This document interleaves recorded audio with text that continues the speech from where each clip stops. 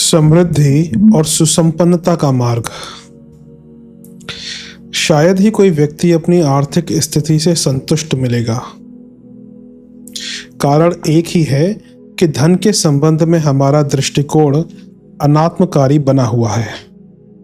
आध्यात्म सिद्धांतों का यदि इस क्षेत्र में प्रवेश हो सके तो आज ही अर्थ संकट का हल निकल सकता है और सर्वत्र सुसंपन्नता एवं समृद्धि का वातावरण उत्पन्न हो सकता है। कौन सा खर्च जीवनोत्कर्ष के लिए, कौन सा विलासिता के लिए किया जा रहा है, इसका उपयोगिता और अनुपयोगिता की कसौटी पर परखते हुए परीक्षण किया जाए तो प्रतीत होगा कि हमारा अधिकांश धन निरर्थक कामों में खर्च होता है। रोटी, कपड़ा, मकान, शिक्षा जैसी आवश्यक बातों में जितना व्यय होना चाहिए उसकी अपेक्षा उन्हीं चीज़ों में विलासिता एवं आडंबर जुड़ जाने से खर्चे की बहुत अधिक वृद्धि हो जाती है। बीड़ी, पान, तंबाकू, सिनेमा, श्रृंगार प्रसाधन, कीमती पोशाकें, फैशन के उपकरण, सजावट, मनोरंजन, अंधविश्वास, ढकोसले, मटर गश्ती, विवाह, शादी आदि के जंजालों में कितना खर्च बढ़ता है, इसका हिसाब लगाया जाए तो प्रतीत होगा कि जीवन उपयोगी कार्यों की अपेक्षा इन बेकार बातों में पैसे की बर्बादी कहीं अधिक होती है। आध्यात्म का सिद्धांत है कि पैसे को लक्ष्मी का प्रतीक मानकर उसे केवल जीवनोत्कर्ष के आवश्यक कामों में ही खर्च किया जाए।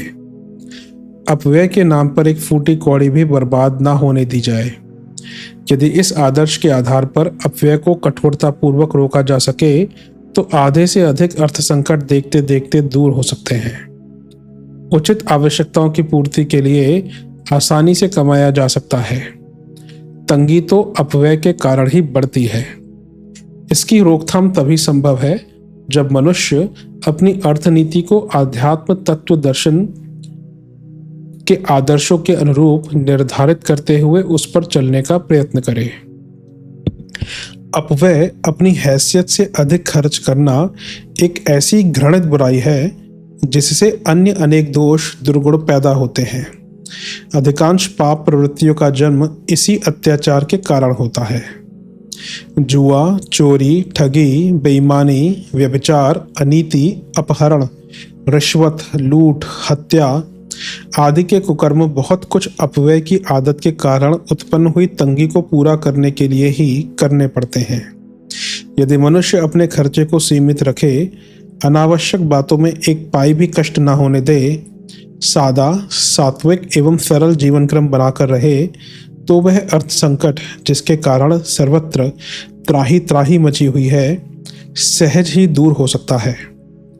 आलस्य और उपेक्षा वृत्ति छोड़कर यदि लोग परिपूर्ण श्रम एवं मनोयोग पूर्वक अपना कार्य सर्वोत्तम बनाने की भावना लेकर करें तो निश्चय ही उपार्जन की क्षमता भी बढ़ेगी।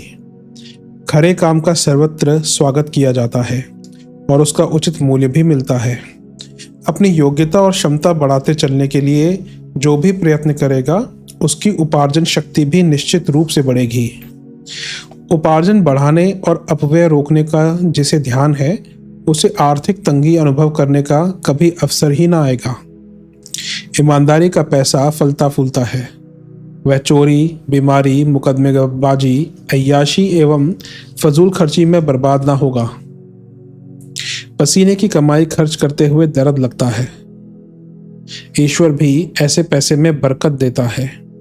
यदि हम अपनी नीति को ईमानदारी और सादगी के बनाते हुए आर्थिक अध्यात्म को अपनाने का प्रयत्न करें तो आर्थिक तंगी जैसी कठिनाई का दुख भुगतने का अवसर ही सामने न आएगा।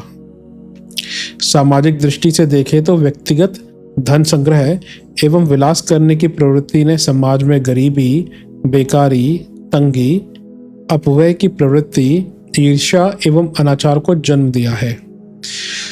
यदि समानता और सदुपयोग का आध्यात्मिक दृष्टिकोण रखते हुए संचय के स्थान पर वितरण की समविभाजन की भावना काम करे तो जितनी वस्तुएं आज संसार में मौजूद हैं उन्हीं से सबका गुजारा आनंद पूर्वक हो सकता है। संचय, स्वामित्व एवं अपव्यय की बुराइयों ने धन को एक समस्या बना रखा है। अर्थतंत्र को आत्मिक दृष्टिकोण से जब तक चलाया ना जाएगा तब तक उसकी उलझन सुलझेगी भी नहीं। कोई थोड़ा बहुत भी कमाने लगा था या कुछ आकस्मिक लाभ हो गया तो उससे भी क्या बनने वाला है। व्यक्ति एवं संसार की निजी तथा सामूहिक समस्या का हल आध्यात्म सिद्धांतों के अनुसार ही होगा।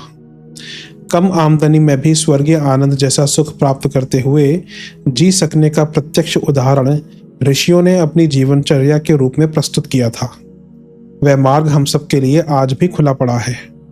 अध्यात्म हमें आर्थिक तंगी से छुड़ा सकता है और कम आमदनी का रसास्वादन दे सकने में समर्थ हो सकता है। स्वजन परिजनों का सहयोग भी हमारी सज्जनता पर निर्भर है। सद्गुणों के आकर्षण से दूसरों को अपने वशवर्ती बना सकने से बड़ा चढ़ा वशीकरण मंत्र इस संसार में और कोई नहीं है। मिठाई को बच्चों से लेकर बूढ़े तक सभी पसंद करते हैं। मधुरता, प्रेम, नम्रता, सज्जनता एवं उदारता का व्यवहार करना जिसे आता है उसे सहयोग देने के लिए अपने पराये सभी तत्पर रहेंगे। सज्जनता मिठाई से अधिक मीठी होती है और उसकी सुगंध प्राप्त करने के लिए हर मनुष्य लालायत फिरता रहता है। यह मिठास यदि हम अपने स्वभाव में सम्मिलित कर लें तो यह शिकायत करने का कोई कारण ही नहीं रह जाएगा कि दूसरे लोग हमें सहयोग नहीं देते या हमें दूसरों के दुर्व्यवहार का सामना करना पड़ता है। माना कि संसार में बुरे लोग बहुत हैं, फिर भी सज्जनता के आगे बुराई को भी नरम बनना पड़ता है। प्रकाश की शक्ति अंधकार से अधिक है। बुराई को परास्त करने की परिपूर्ण सामर्थ्य भलाई में मौजूद है। यदि अपने गुण, कर्म और स्वभाव में अध्यात्म का, सज्जनता का समुचित अंश विद्यमान रहे तो दूसरों का विरोध, असहयोग एवं दुर्भाव अपने लिए तो कम हो ही सकता है। प्रेम की प्रतिक्रिया अंततः सुखद परिणाम साथ लेकर ही वापस लौटती है। हम अपने आप को सुधार कर ही अपनी समस्त अस्त व्यस्तताओं को सुव्यवस्था एवं सुसंपन्नता में बदल सकते हैं। यह कैसे संभव होगा, इसकी विस्तृत विवेचना पाठकों को आगामी पृष्ठों में पढ़ने को मिलेगी, पर हमें इतना तो समझ लेना चाहिए कि हमारे सूक्ष्म एवं स्थूल शरीर में अगणित शुभ संभावनाएं ओतप्रोत हैं, पर वे प्रसुप्त पड़ी हैं। अध्यात्म का प्रकाश पड़ने से वे जागृत हो सकती हैं और हमें नर से नारायण बना सकती हैं।